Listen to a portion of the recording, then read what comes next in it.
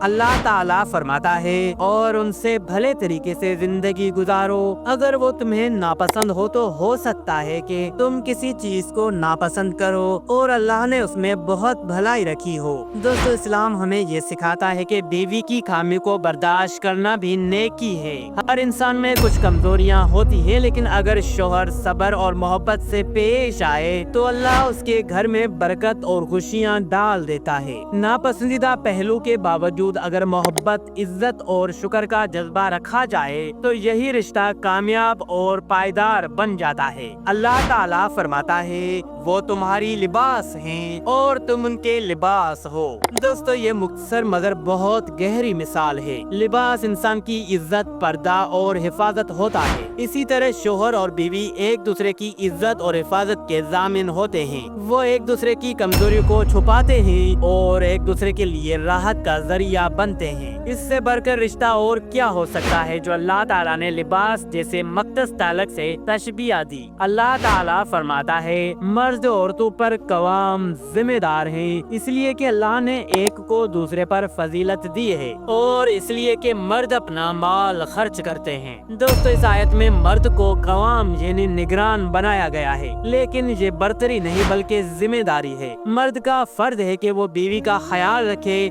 اس کے حق ادا کرے اور اس کی ضروریات پوری کرے۔ جو مرد اپنی بیوی کو عزت دیتا ہے، اس کے ناز اٹھاتا ہے اور اس کی حفاظت کرتا ہے، اللہ اس مرد کو دنیا اور آخرت میں کامیابی عطا کرتا ہے۔ اللہ تعالیٰ فرماتا ہے اور عورتوں کے لیے بھی ویسے ہی حق ہے جیسے مردوں کے دستور کے مطابق۔ دوستو، اسلام نے بیوی کو بھی وہی مقام دیا ہے جو شوہر کو حاصل ہے۔ دونوں کے درمیان برابری کا درس دیا گیا ہے۔ بیوی صرف شوہر کی تابع نہیں بلکہ اس کی ساتھی، شریک حیات اور عزت دار فرد ہے۔ جو مرد اپنی بیوی کے حق پہچانتا ہے اور اسے عزت دیتا ہے، وہ دراصل اللہ کی نعمتوں کا شکر ادا کرتا ہے۔